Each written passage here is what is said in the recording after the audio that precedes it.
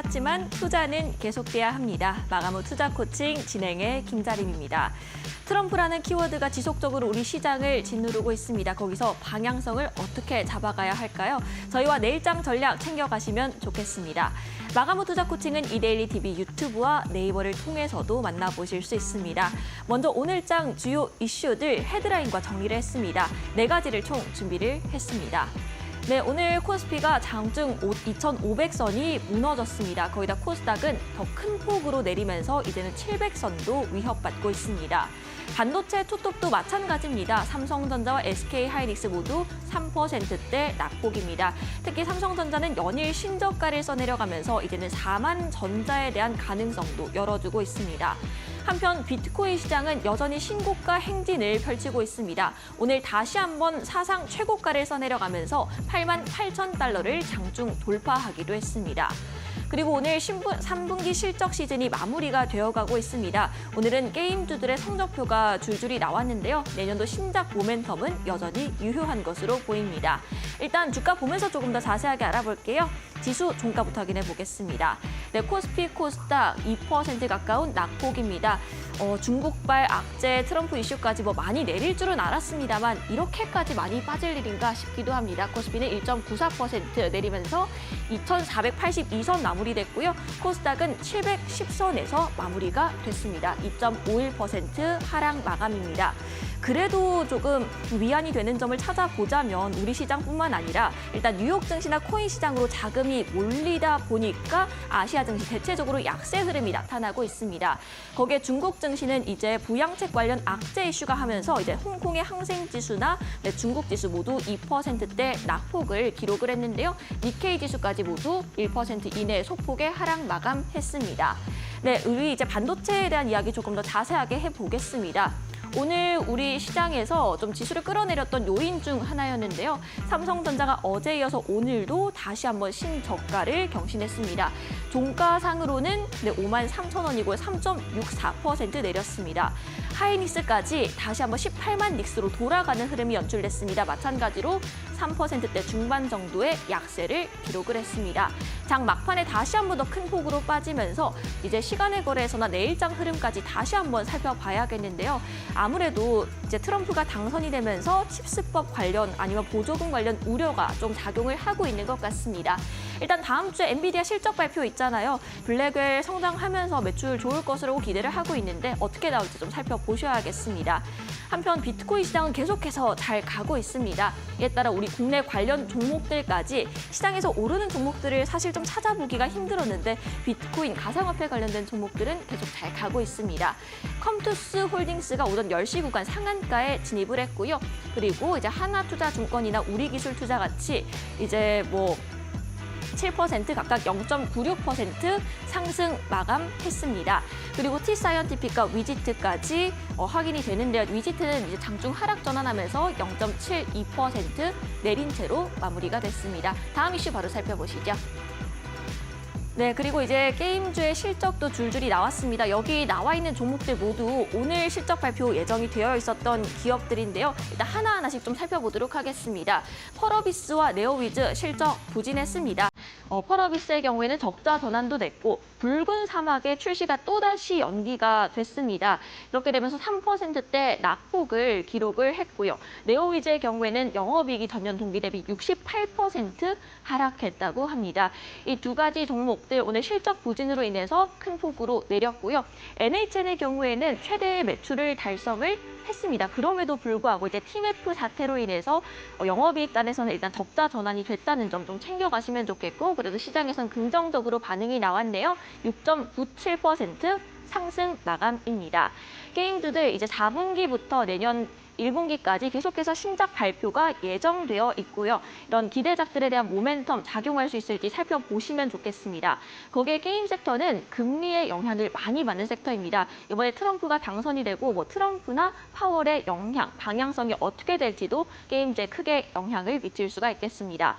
이렇게 4가지 이슈 모두 살펴봤습니다. 그렇다면 오늘장, 내일장은 어떤 대비가 필요할까요? 저희와 1시간 동안 함께해 주시기 바라겠고요. 마감 후 투자 코칭 본격적으로 시작합니다.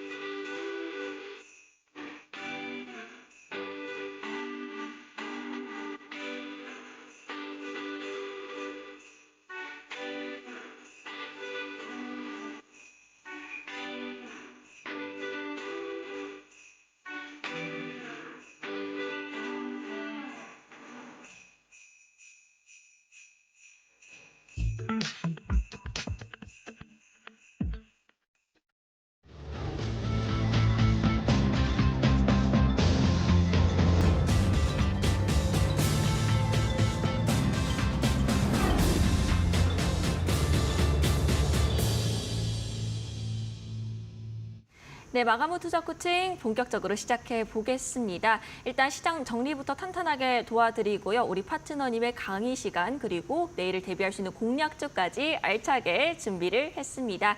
오늘 함께할 파트너 소개부터 드릴게요. 오늘은 김태훈 파트너와 함께합니다. 안녕하세요. 안녕하세요.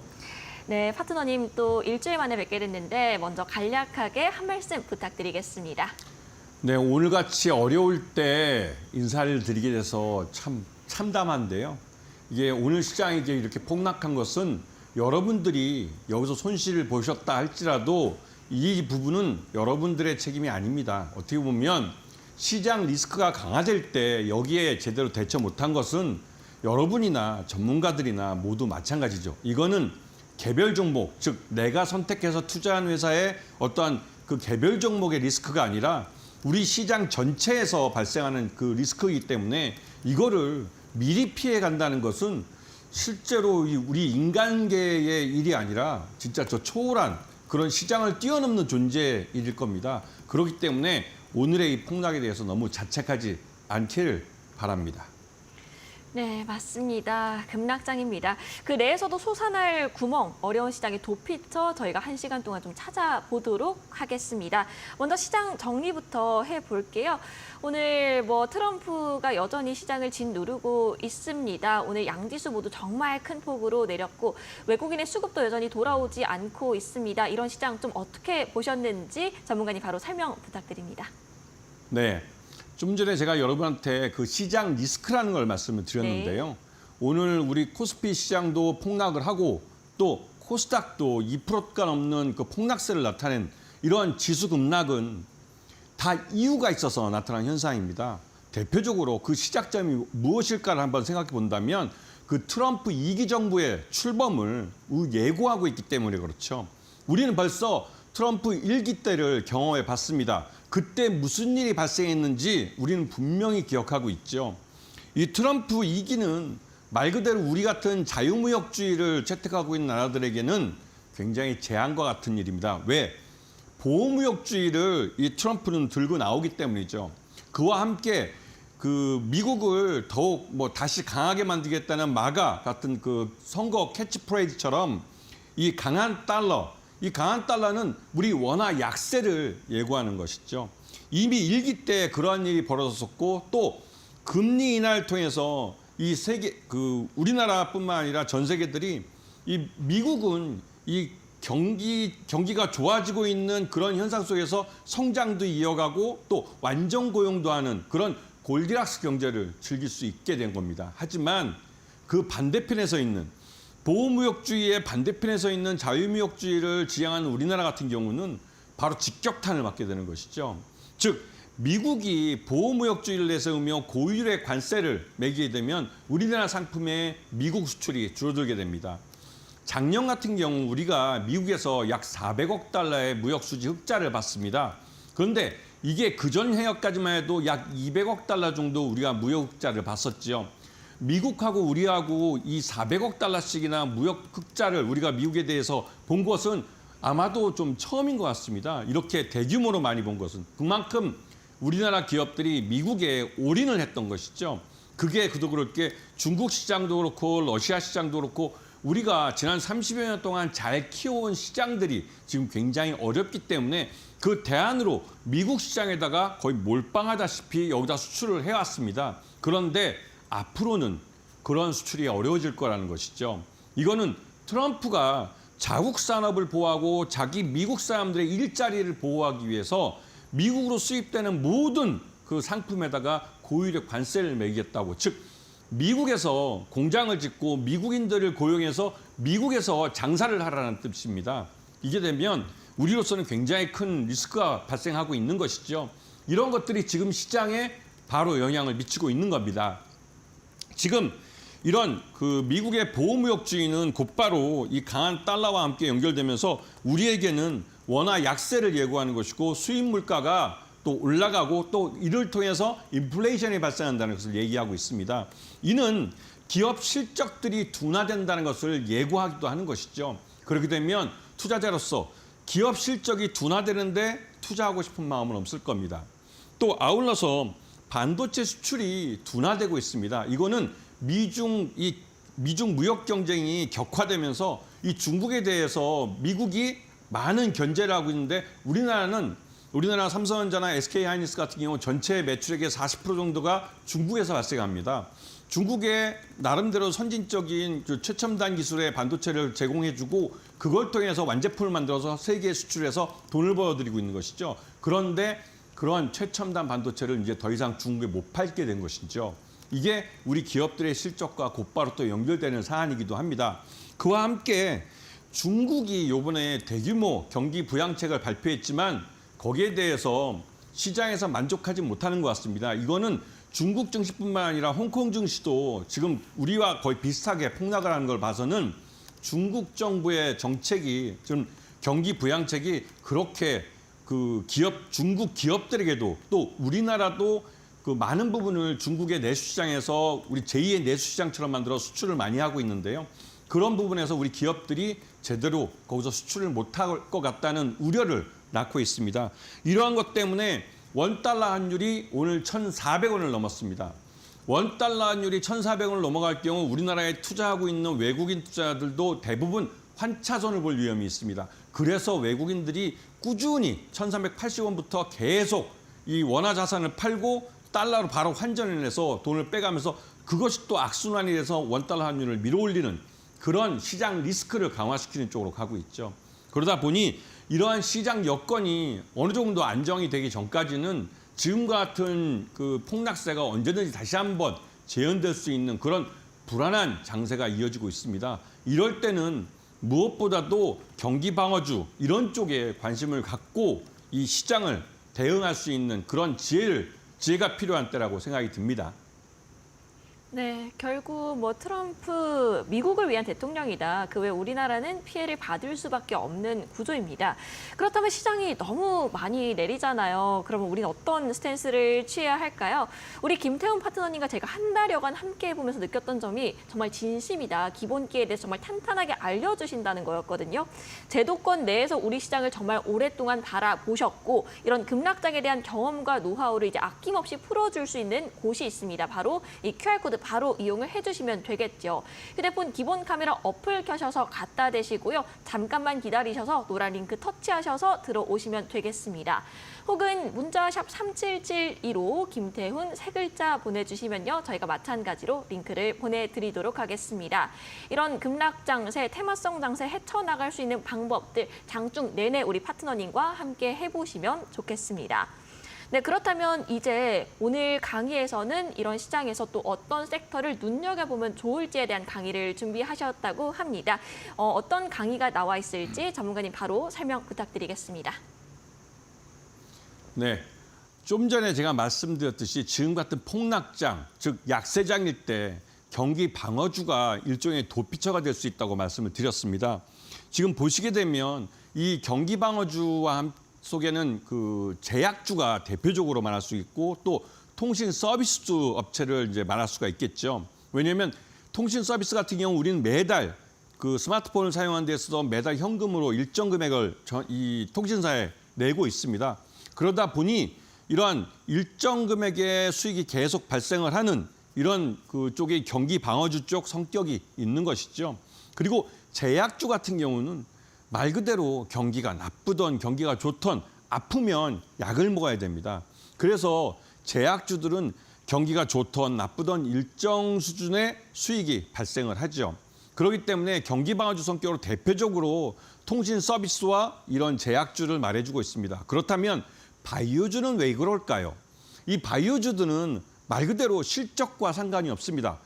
원래부터가 매출을 일으키는 그 사업 자체가 없기 때문에 R&D를 갖고 이 기업의 가치를 평가받는 그런 회사들입니다. 그러다가도 이 R&D를 하다가 어느 시점에 가서 이 임상 3상에서 성공을 하거나 아니면 중간에 라이센스 아웃을 통해서 좋은 가치로 지금까지 개발해왔던 기술을 외부 제3자 그 다국적 제약사 같은 데 매각을 할 수가 있으면 그러니까 라이센스 아웃을 할 수 있으면 그걸로 큰 수익이 발생하는 것이죠.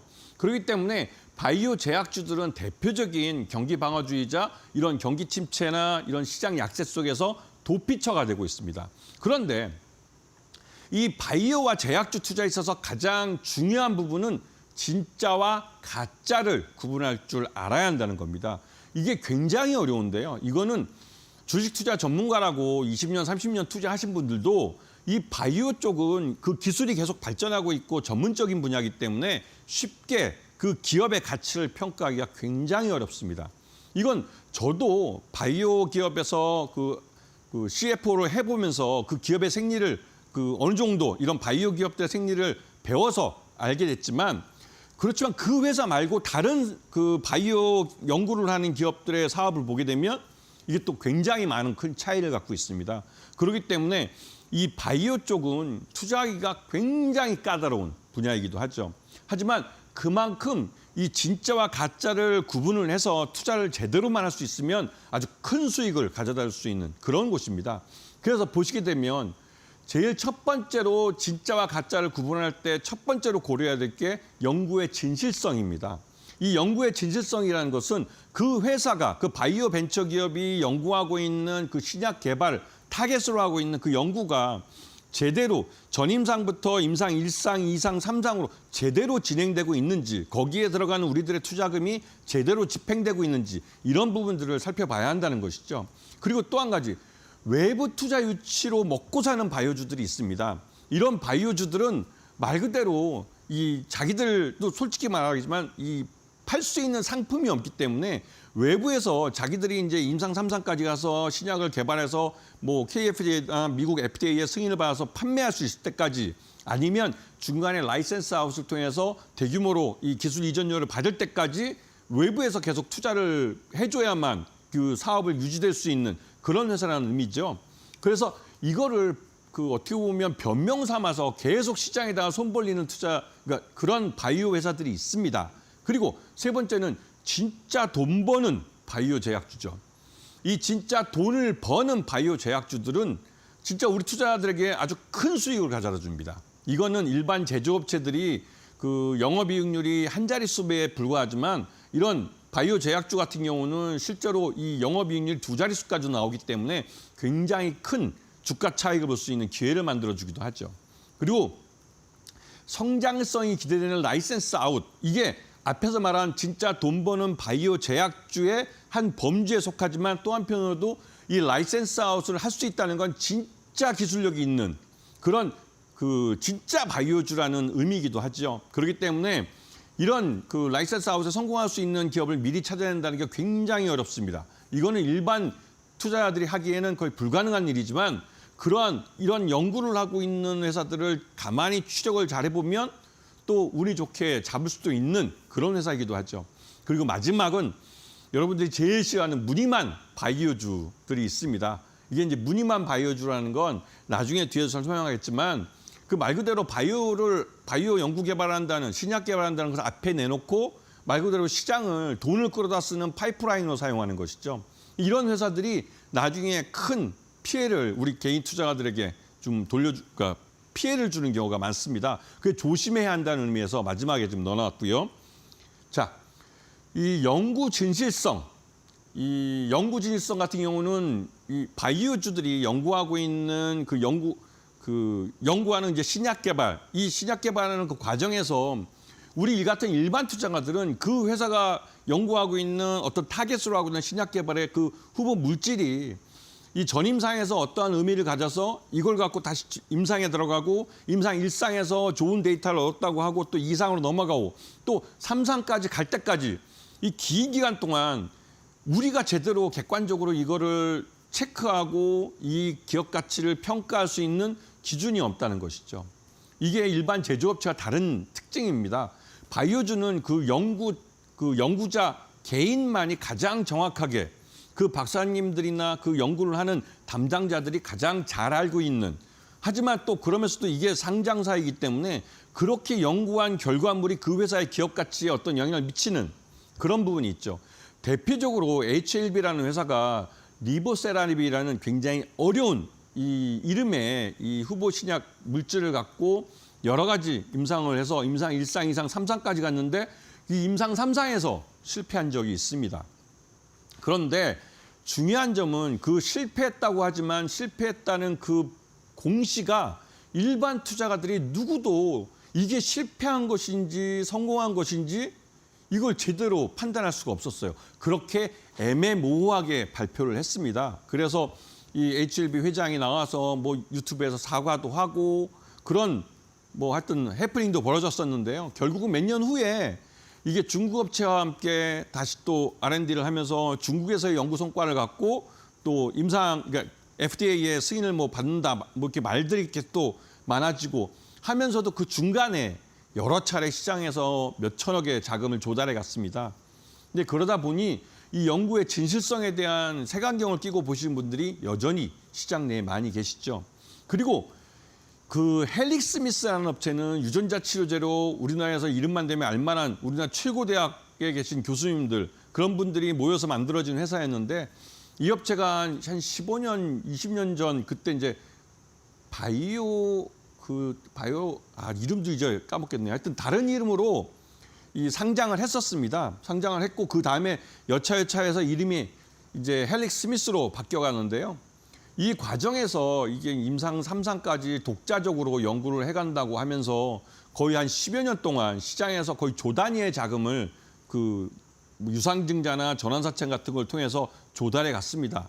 그런데 그 헬릭 스미스가 임상 3상을 미국에서 실패한 가장 그 변명을 했을 때 가장 그 웃기다고 해야 되나요? 그 약병의 그 라벨링을 잘못해서 임상 3상에서 실패했다는 그런 발표를 했습니다. 거기에 진짜 그 소액주주들도 분노하지 않을 수가 없었죠. 코스닥에 상장한 지 거의 10여 년 넘는 회사고 또 10여 년 동안 그 독자적으로 연구를 해서 전임상부터 해서 임상 1상, 2상, 3상까지 가서 중요한 임상 3상의 연구 데이터를 만들어내는 그 실험에서 라벨링을 잘못해서 실패했다고 하는 그 변명을 과연 믿을 사람이 누가 있을까요?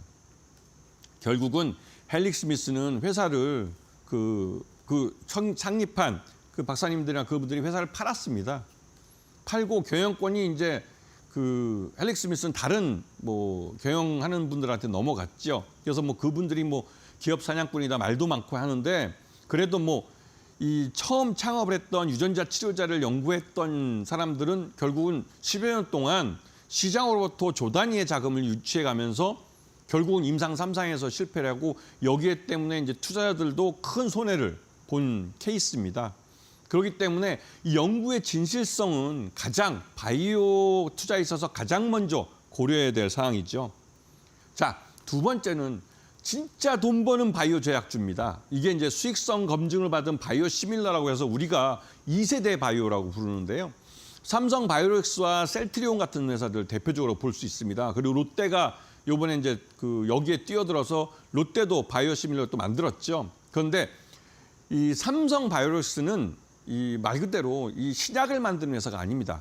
제네릭이라고 부르는 복제약을 즉 이 오리지널 약이 그 특허가 끝 만료가 되고 했을 때 가장 빠르게 그 복제약을 만들어내고 그 복제약을 가장 싼 가격에 가장 효능이 가깝거나 더 좋게 좀 경제적으로 만들 수 있는 그렇게 제약을 해서 다량으로 생산하는 업체입니다.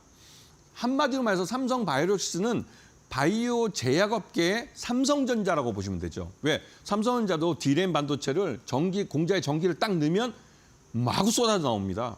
그리고 그 쏟아져 나오기 때문에 다른 그 D램 업체들과 경쟁해서 삼성전자가 항상 이길 수밖에 없는 것이죠. 그래서 그 D램 업계에서는 삼성전자가 항상 1등입니다. 그리고 삼성 바이오로직스도 이런 그 바이오 시밀러 분야에서는 그렇게 돼가고 있는 것이죠. 그만큼 이 삼성 바이오로직스에 대한 이 삼성전자의 이 투자는 어마무시합니다. 막대하죠. 그만큼 이 삼성 바이오로직스는 이 삼성그룹이 바이오 분야에 투자를 해서 성과를 아주 빠른 시일 내에 낸 대표적인 사례이기도 합니다. 그리고 이번에 송도에 내년 3월 달에 제5공장이 완공이 되는데요. 그럴 경우에는 삼성 바이오로직스는 세계 최대의 그 CDMO 업체고 그러니까 위탁 생산을 해주는 제약사가 됩니다.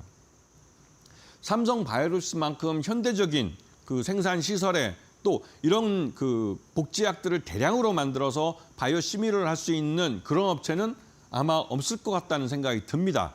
물론 중국의 그런 우한 바이오로직스 같은 회사들이 있긴 있죠. 한데 요번에 이 미국에서 생물보안법이라고 해서 미국인들의 이 그 DNA 데이터를 갖고 이 중국의 이런 바이오 업체들과 거래하지 못하도록 이 법이 만들어졌습니다. 그러면서 이 미국의 바이오 업체들이 한국의 이 삼성 바이오엑스 같은 바이오 시밀러 업체들과 협상을 하게 된 것이죠. 그래서 이 우한 바이오로직스 같은 중국 업체와 거래했던 이 미국의 바이오 업체들이 삼성 바이오로직스 쪽으로 내년에 많이 그 거래선을 돌릴 가능성이 큽니다. 그렇게 되면 삼성 바이오로직스는 올해 상반기만 해도 분기별로 거의 1조 원의 매출을 했었는데요. 이게 내년이 되면 5공장도 가동이 되고 하기 때문에 아마도 그 1조 5천억까지도 이 생산량이 늘어나지 않을까라는 기대감이 있는 상태입니다.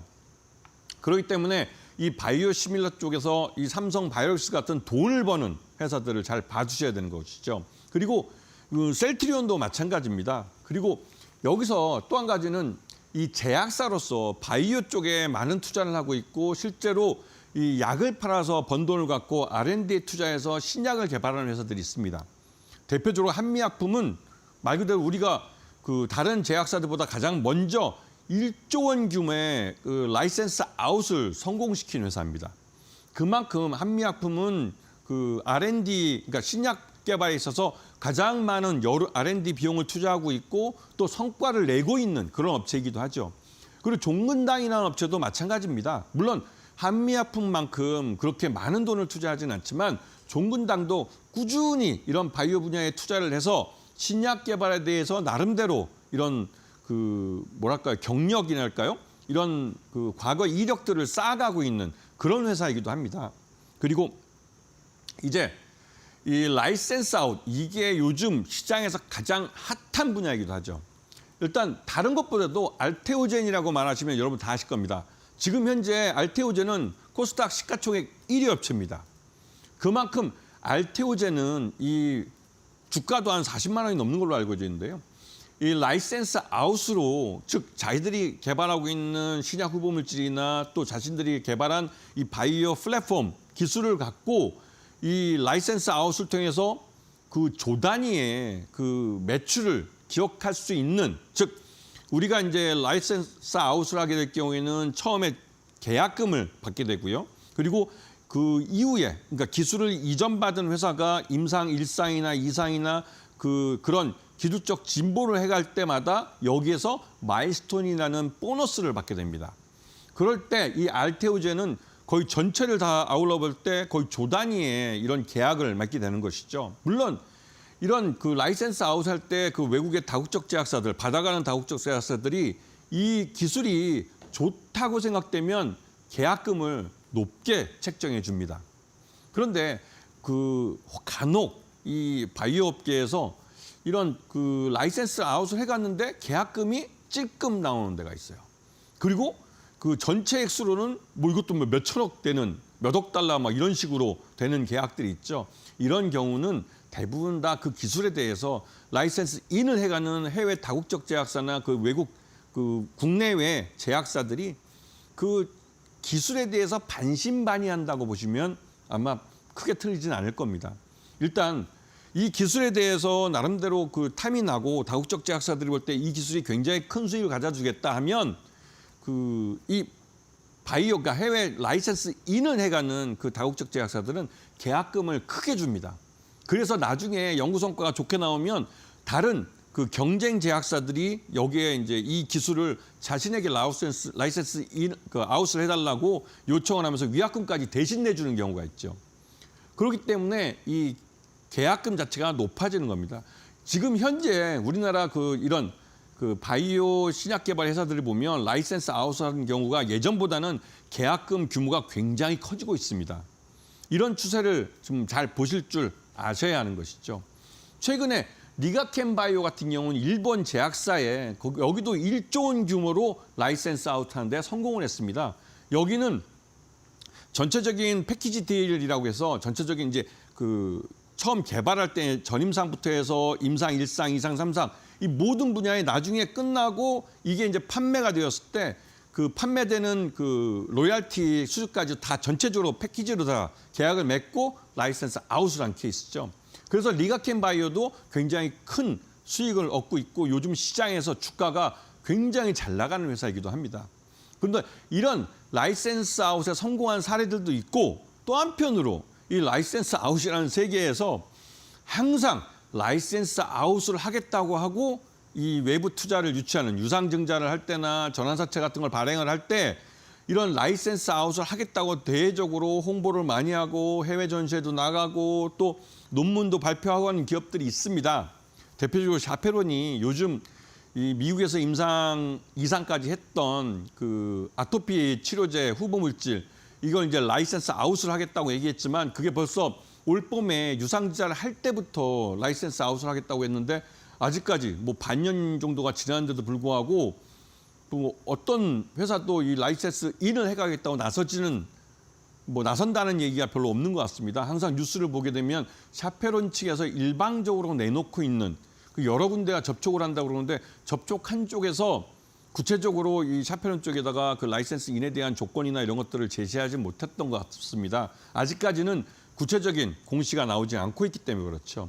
브릿지 바이오테라퓨틱스도 마찬가지죠. 특히 재밌는 사항은 브릿지 바이오테라퓨틱스가 예전에 라이센스 인을 해갔던 샤페론이 라이센스 아웃을 해갔던 그런 그 후보 물질이 있는데 결국은 한 2년여 동안 R&D를 하다가 뭐 어떤 이유에서인지 얼마 전에 올 봄에 유상증자 끝나고 샤페론이 이제 하반기로 넘어서 9월 달쯤인가요? 그때 브릿지 바이오테라퓨틱스는 그 기술을 샤페론에 다시 반납을 했습니다. 그때 그러면서 계약금으로 받아가 그 줬던 20억에 대해서는 이 기술을 받아서 자기들이 뭐 실험을 하고 임상 실험했던 것에 대한 그냥 비용으로 그냥 처리해서 안 받아도 안 돌려받겠다고 하신 거죠. 그래서 샤페론하고 브릿지 바이오테라퓨틱스는 이런 전후 얘기도 있습니다. 그래서 이런 라이센스 아웃을 하겠다라고 하는 업체들과 실제로 라이센스 아웃에 성공한 업체하고는 천지 차이가 난다는 점을 분명히 알고 계셔야 하는 것이죠. 자, 그리고 무늬만 바이오주. 이게 참 어렵긴 한데요. 이게 이제 무늬만 바이오주라는 게 대표적으로 코스닥 업체 중에 이 M&A를 통해서 신약 개발사를 인수를 하고 그 신약 개발사에 대한 그 인수할 때 어떤 비용을 지불해야 되는데요. 그 비용이 뭐 해외 신약 개발사 같은 경우는 대규모 자금 몇백억 원이 또 해외에 나가기도 하죠. 근데 그런 자금이 대부분 다 보면 이 국내에서 조달된 자금들입니다. 그러면서 해외로 빠져나가 버리기 때문에 이때부터는 말 그대로 이제 말은 그 신약 개발사를 인수했다고 그러지만 그 신약 개발한 회사가 그 정도 몇백억의 가치가 있는지는 좀 따져봐야죠. 좀 재미있는 얘기는 그 이렇게 인수했던 회사들 중에 그 법인은 인수했는데 그 법인 속에 그 특허, 그 신약 후보 물질이 되는 그 특허에 대한 소유권은 그 해외 신약 개발사를 창업한 박사님이 그대로 개인 소유로 갖고 있는 경우가 있습니다. 그럴 경우에는 그 법인이 그런 수백억 원의 가치가 있을 수가 없겠죠. 이런 회사들은 대부분 다 그 다음에 감사보고서 제출 시즌에 외부 감사인과 악유가 반사할 수밖에 없습니다. 왜냐하면 그 인수한 비용이 적정하게 평가된가에 대해서 이 외부 회계 감사인들과 이 회사 측의 주장이 서로 엇갈리기 때문에 결국은 그런 문제로 감사 의견을 못 받을 경우도 있습니다. 그렇기 때문에 이 해외 그 신약 개발 회사를 인수하는 경우는 굉장히 특히 이제 연말에 가서 인수할 경우에는 그 다음에 12월 결산법인 같은 경우는 3월에 주총이 있는데요. 그 전에 감사 보고서를 제출해야 되는데 그럴 때 감사 의견을 못 받을 수 있다는 점을 숙지하고 계셔야 됩니다. 그리고 이 시장 내에서 인기 테마, 요즘 같은 경우는 인공지능 같은 거겠지만 또 한편으로 ADC라는 지금 현재 이 바이오 신약 쪽의 주류로 잘 나가는 기술이 있습니다. 그 기술에 대해서 그 기술을 확보하기 위해서 바이오 신약 개발하는 회사를 인수하겠다. 무슨 우리나라 유수의 대학에서 교수님들이 창업한 회사를 인수하겠다. 이런 식으로 해서 그런 회사 M&A 하면서 거기에 들어가는 비용을 마련하기 위해서 증자를 하겠다. 아니면 전환사채를 발행하겠다. 신주인수권부 사채를 발행하겠다 하는 회사들은 일단 색안경을 끼고 보시는 게 맞습니다. 그리고 이런 회사들, M&A를 통해서 이런 바이오 쪽에 진출하는 중소기업들 또는 내지는 상장사 중에 코스닥 상장사 중에 부실기업들은 과연 그렇게 M&A를 통해서 이 신약 개발을 해서 과연 좋은 결과를 만들어낼 수 있을지 이 부분은 객관적이고 합리적으로 한번 생각을 해보셔야 됩니다. 우리나라 대기업들도 바이오 쪽 개발하겠다는데 뭐 조 단위의 돈을 투자하고도 성과를 못 내는 경우가 있는데요. 결국은 뭐 LG화학 같은 경우는 옛날에 LG생명과학이라고 여러분 기억하실지 모르겠지만 별도의 회사로 상장도 했던 회사입니다. 그런데 결국은 LG생명과학이 신약도 개발하고 했지만 결국은 그 비용을 감당하지 못해서 인수를 하게 됐죠. 그래서 LG화학이 다시 LG생명과학을 인수를 해서 합병을 했습니다. 그렇듯이 대기업도 어렵기 때문에 이런 중소기업들이 이거 M&A를 통해서 갑자기 하루아침에 바이오 쪽에 뭐 진출을 한다. 이런 부분에 대해서는 머니 게임으로 갈 수 있기 때문에 조심하셔야 되는 것이죠. 자, 네. 하반기 내내 뜨거웠던 섹터입니다. 제약바이오도 지금은 살짝 쉬어가긴 하지만 그 내에서도 정말 많은 세부 섹터와 종목들이 있기 때문에 우리 시청자분들께서 좀 접근하기 어렵게 느껴지실 수도 있습니다. 진짜와 가짜를 구별해야 한다. 그리고 그 내에서 어떤 실질적인 모멘텀이 나와 있는지에 대해서 구분 방법을 알려주셨습니다. 일단 저희가 시간 관계상 못 다루는 이야기들이 정말 많거든요. 그렇기 때문에 더 자세한 이야기, 생생한 이야기는 유튜브에서 확인을 해보시면 좋으실 것 같습니다. 화면 하단에 자세하게 나가고 있는데요. 이데일리온 유튜브 채널에 들어오시면요. 6시부터 온라인 방송이 진행됩니다. 6시부터니까요. 저희가 방송이 5시에 끝나고 1시간 동안 저희 방송 복귀를 해보시면서 우리 6시에 이데일리온 유튜브에 들어와 주시면 좋겠습니다. 그리고 또 우리가 시장에서 급등한 종목들이 지금 접근해도 좋을까? 이 부분이 제일 궁금하시잖아요. 각 종목별로 어떤 모멘텀을 가지고 있고 또 앞으로 어떻게 접근하면 좋을지 이 부분에 대한 이야기는 지금 화면에 나오는 QR코드를 통해서 확인할 수가 있습니다. 네, 편하게 들어와 주세요. 휴대폰 기본 카메라 어플 켜셔서 갖다 대시고요. 스캔해 주시면 링크 타고 들어오셔도 되고요. 혹은 문자 샵 3772로 김태훈이라고 보내주셔도 되겠습니다. 그리고 앞서 강의에서 진짜 돈 버는 바이오주를 잡아야 한다라고 말씀을 해주셨잖아요. 이런 자세한 종목에 대한 이야기는 어디서 확인할 수 있을까요? 잠시 뒤에 공략주 시간으로 다시 찾아뵙겠습니다. 네, 여러분들께 제공해드리는 정보는 투자 판단에 대한 단순 참고 자료일 뿐 종목의 상승과 하락을 보장하지 않는다는 점 안내드리겠습니다. 이어서 공략주 시간입니다. 정말 실질적인 모멘텀을 가진 바이오주 3가지를 들고 와주셨는데요. 전문가님, 바로 첫 번째 종목부터 공개해 주시죠. 네, 첫 번째 종목 나갑니다. 자, 딱 보시면 이름을 안 봐도 이 차트가 어떤 종목인지 바로 아실 겁니다. 대표적으로 이 바이오 쪽에서 100만 원을 넘었던 종목이 많지가 않은데요. 바로 삼성바이오로스입니다. 아까 앞에서 말씀드렸듯이 삼성바이오로스는 삼성전자의 바이오 쪽의 삼성전자라고 말씀을 드렸습니다. 삼성바이오로스는 송도에 가보시면 지금 4공장까지, 특히 4공장은 단일 공장으로 세계 최대의 바이오 시밀러 공장이라고 합니다. 그만큼 생산량이 엄청난 회사인데요. 그거보다 그 옆에 지금 새로 막 짓고 있는, 거의 외형은 다 완성이 됐고 안에 이제 시설물이 한참 들어가서 테스트로 돌려보고 있는 이 삼성바이오로스의 5공장 같은 경우는 지금 1공장부터 4공장까지 그 생산해왔던 모든 그런 이 노하우들을 다 모아서 5공장을 만들었습니다. 그리고 그 5공장은 말 그대로 지금 바이오 시밀러 회사들 중에 가장 최신의 설비들을 갖고 거기서 생산을 해줄 예정인 것이죠. 내년 3월달부터 이제 이 가동이 들어가는데요. 그래서 여기에 제약사들, 글로벌 다국적 제약사들이 여기다가 일감을 맡기기 위해서 어떻게 보면 이 경쟁을 하는 그런 그 해프닝도 벌어지고 있습니다. 그도 그럴 게 이 4공장까지 이 삼성바이오로스가 만들었던 공장들의 노하우를 모아서 5공장을 만들었기 때문에 생산량도 그렇고 품질도 그렇고 또 생산 속도도 굉장히 빠른 그런 공장이죠. 여러분들이 이제 이런 것들을 보셨는지 모르겠지만 바이오시밀러에서 이 생산 공장에서 어떤 그 제약사, 고객사의 약을 딱 생산하고 끝이 나면 그 안에 전체를 다 소독을 합니다. 그 소독을 하는데 시간도 오래 걸리고 이것 때문에 공장을 울스톱해야 되는 것이죠. 그리고 나서 다른 고객사의 그 약을 거기다 싣고 생산을 하는 것이죠. 그런 비용까지 다 들어가는 겁니다. 그래서 이 바이오로직스 같은 경우는 이 보시면 아시겠지만 이 국내 최대 CDMO 이제 위탁 생산하는 회사이기도 하고 이게 앞에서 말씀드렸듯이 3월 달에 송도의 5공장이 본격적으로 가동되면 이 생산 캐파가 굉장히 늘어나기 때문에 그 말 그대로 실적도 좋아질 가능성이 크고요. 지금까지 3분기까지는 어닝 서프라이즈의 연속이었습니다. 그래서 이제 결국은 100만 원대까지 주가가 올랐고 여기에 미국 생물보안법이라는 게 어떻게 보면 100만 원을 넘을 수 있는 기폭제가 돼준 것이죠. 그리고 여기에 대한 실적은 내년부터 본격적으로 나올 겁니다.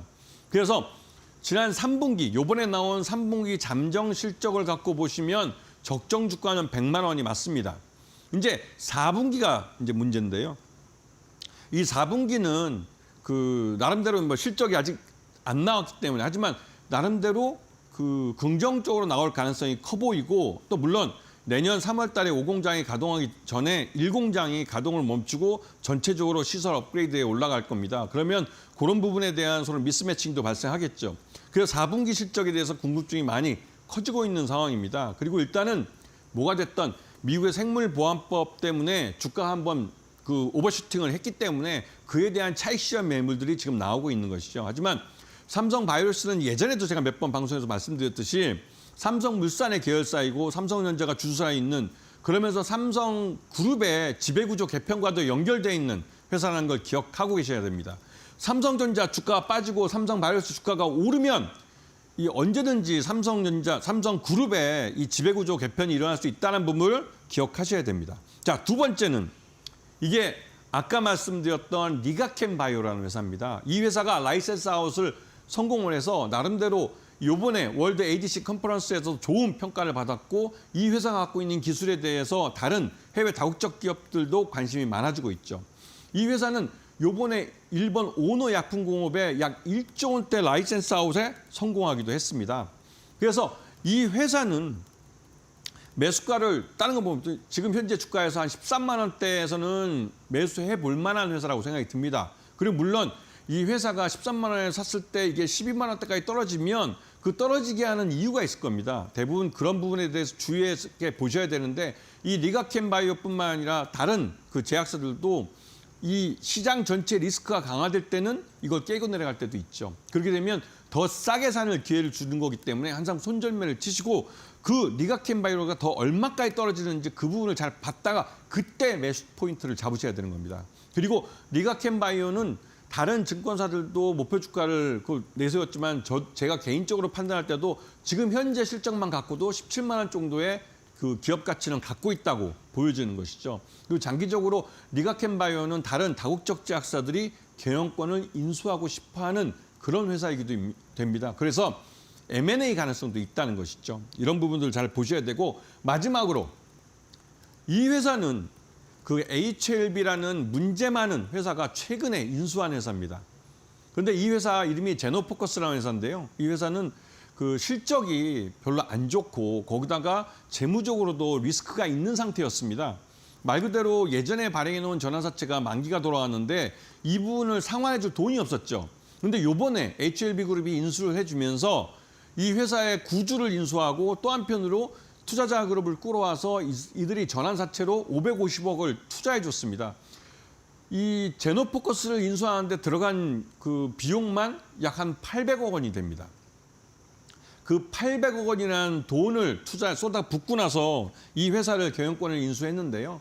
그런데 이제 제노포커스가 갖고 있는 마이크로바이옴이라는 신약 개발 기술은 나름대로 의미가 있는 기술이기도 합니다. 그리고 국내 유일의 비타민 K2 생산 기업이기도 하고요. 이 부분은 건강기능식품의 소재로 활용되고 있어서 실제 매출을 일으키는 부분이기도 합니다. 그리고 국내 1위의 산업용 효소를 생산하는 기업이기도 하죠. 이런 부분이 나름대로 HLB그룹이 탐이 나는 기술이기 때문에 이렇게 많은 돈을 투자해서 인수한 것일 수도 있습니다. 그리고 지금 당장은 제노포커스는 그 재무적 리스크에서 벗어날 수 있게 된 것이죠. 그래서 그런 부분이 이 회사가 나름대로 그 기업 가치를 인정받을 수 있는 부분이고 또 그래서 매수가는 4,000원, 손정가는 3,800원 정도, 그리고 목표가는 6,000원 정도로 좀 좁게 보면서 이 종목을 한번 주의 깊게 보시는 게 좋지 않을까 하는 생각이 듭니다.